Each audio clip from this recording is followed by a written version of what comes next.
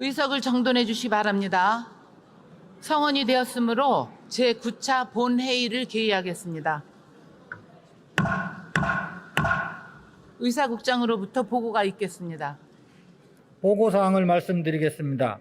9월 26일 더불어민주당 교섭단체 대표의원이 홍익표 의원으로 변경되었다는 보고가 있었습니다. 명성규 의원 대표 발의로 전세사기 피해자 지원 및 주거 안정에 관한 특별법 일부 개정 법률안, 윤두현 의원 대표 발의로 정보통신망 이용 촉진 및 정보보호 등에 관한 법률 일부 개정 법률안 등 399건의 의원 발의 법률안이 발의되었습니다. 정부로부터 자연재해 대책법 일부 개정 법률안 등 5건의 법률안이 제출되었습니다. 기타 자세한 내용은 회의록에 게재하도록 하겠습니다. 이상으로 보고를 마치겠습니다.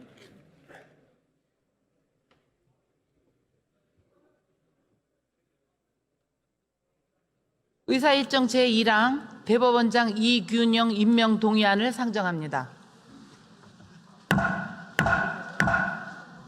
이 안건은 헌법 제104조 제1항에 따라 지난 8월 29일 대통령이 국회에 임명 동의를 요청해 온 것입니다.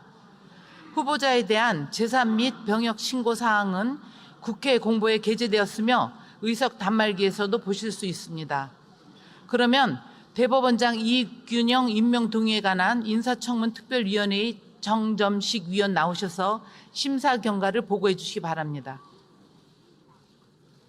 존경하는 김영주 국회 부의장님, 그리고 의원님 여러분, 이균용 대법원장 후보자 임명 동의에 관한 인사청문 특별위원회 정점식 간사입니다.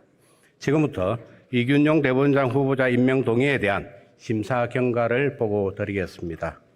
의원님들께서 잘 아시는 바와 같이 대법원장은 국가 권력의 한 축인 사법부의 수장으로서 사법부 구성에 관한 권한을 보유하고 법원의 사법행정 사무를 총괄하며 최고법원인 대법원의 전원합의체 재판장으로서 법률을 최종적으로 해석하고 적용하는 위치에 있습니다. 우리 인사청문특별위원회는 대법원장의 이러한 위상과 역할을 고려하여 9월 19일과 20일 양일간에 걸쳐서 청문회를 개최하였고 대법원장 후보자로서의 자질과 전문성, 청렴성과 도덕성, 사법제도나 사법정책에 대한 소신 등을 검증하였으며 9월 21일 국민의힘과 더불어민주당 2개 교섭단체 간의 합의로 심사 경과 보고서를 채택하였습니다. 전체적으로 인사청문회에서의 질의와 후보자의 답변 내용, 정인 및 참고인의 진술을 통해 종합해 볼 때 대법원장 후보자에 대한 종합 의견은 다음과 같습니다. 먼저 적격 의견입니다. 일부 청문위원은 다음과 같은 이유로 후보자가 대법원장에게 요구되는 능력과 자질을 갖춘 것으로 판단된다는 견해를 제시하였습니다. 후보자는 약 30년 동안 다양한 분야의 재판 업무를 수행한 정통법관으로 특정인과의 신분관계보다는 법의 지배를 따라야 한다는 생각을 갖고 있고 지적된 민사판례 연구의 활동은 오랜 기간 하고 있지 않아 사법부의 중립성을 수호하는 데 별다른 문제가 없다고 보았습니다.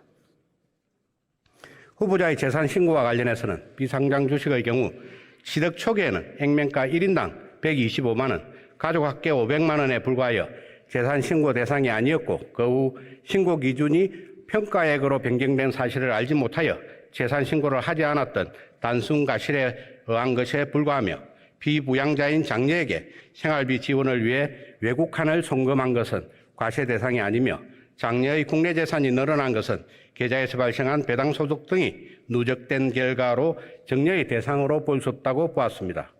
또한 후보자의 장남이 건강보험 피부양자로 등록된 적은 있으나 국외에 거주하며 보험금을 전혀 수급하지 않았다는 점을 참작할 필요가 있고 후보자의 가족회사인 주식회사 옥산 대성자동차학원 운영과 관련해서는 그동안 위법 주장이 전혀 없었으며 청문회 과정에서도 아무런 근거가 제시되지 않았습니다. 후보자는 장애인을 비롯한 사회적 약자의 권리 보호를 위해 다수의 진보적인 판결을 한 바 있고 성범죄 판결에 대한 감형은 하급심의 양형 편차를 조정하기 위한 것으로 후보자의 단독 결정이 아닌 합의부의 결정이라는 점을 고려할 필요가 있다고 보았습니다. 한편 후보자는 사법부의 편향된 인사와 정치화 우려에 대해 겸허히 받아들이고 있고 재판 지연에 대해서도 개선 의지를 표명하고 있으며 법관이 SNS를 통해 정치적 성향을 드러내는 것에 대해서도 깊은 우려를 나타내고 있습니다.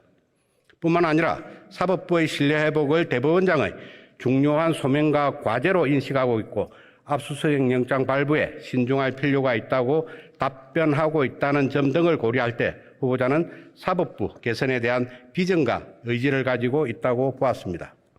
아울러 후보자는 본인이 담당한 판결에 국민의 눈높이에 다소 맞지 않는 부분이 있음을 인정하고 있고 홍범도 장군의 업적이나 대한민국 임시정부의 법통을 충분히 인정하고 있다는 점을 고려해 볼 때 균형 잡힌 역사관을 가지고 있다고 평가됩니다.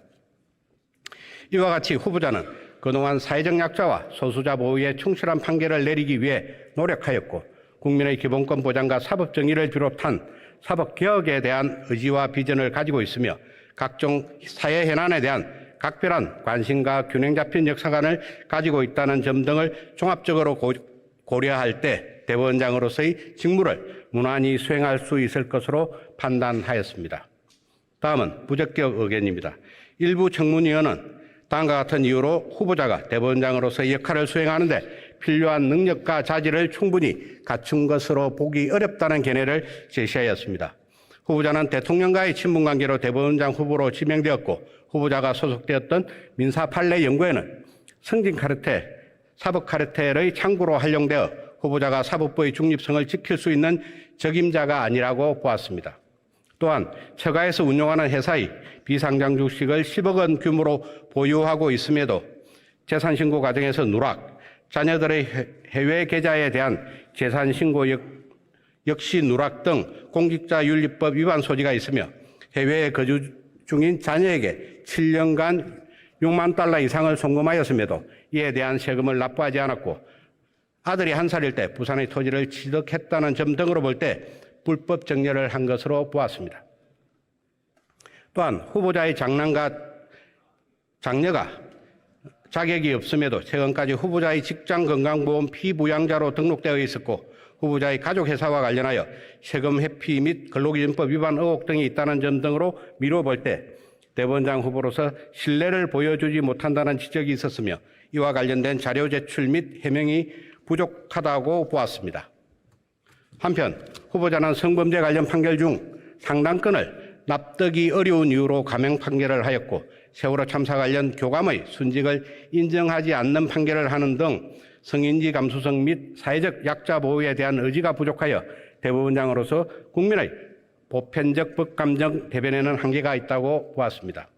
이 밖에 법관으로 복무하는 동안 사법부 수호를 위해 특별히 한 행동이었고 대법원장 대상의 다면평가 등에서도 법원장 대상의 다면평가 등에서도 순위가 하위권에 있는 등 조직 내 외적으로 평가가 좋지 않은 후보자가 사법부를 원만하게 이끌고 갈 수 있을지에 대한 의문이 있고 대한민국 건국연도를 1948년으로 대답한 점 등으로 미루어 볼 때 보수 우익 성향의 뉴라이트적인 사고관을 가지고 있는 것으로 보는 의견도 있었습니다.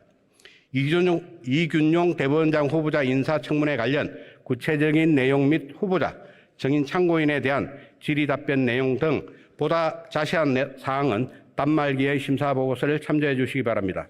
이상으로 이균용 대법원장 후보자 임명 동의에 관한 인사청문 특별위원회의 심사경과 보고를 마치겠습니다. 감사합니다. 정점식 위원 수고하셨습니다. 그러면 이 안건을 국회법 제112조 제5항 및 제9항에 따라 전자무기명 투표 방식으로 표결하겠습니다. 국회법 제114조 제2항에 따라 간표위원을 지명하겠습니다. 비례대표 이수진 의원, 이용우 의원, 김승수 의원, 김희곤 의원 이상 네 분이 수고해 주시겠습니다. 간표위원께서는 간표위원석으로 나와주시기 바랍니다. 의사국장으로부터 투표 방법에 관한 설명이 있은 다음 바로 투표를 시작하겠습니다.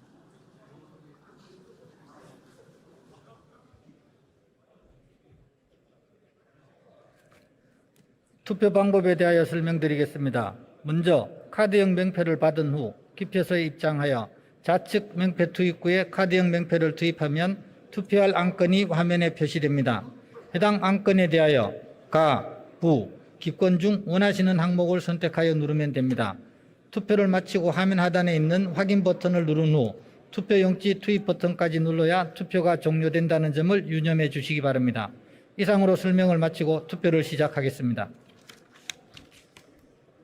투표 결과를 말씀드리겠습니다. 대법원장 이균용 임명 동의안은 총 투표수 295표 중 가 118표, 부 175표, 기권 2표로서 부결되었음을 선포합니다.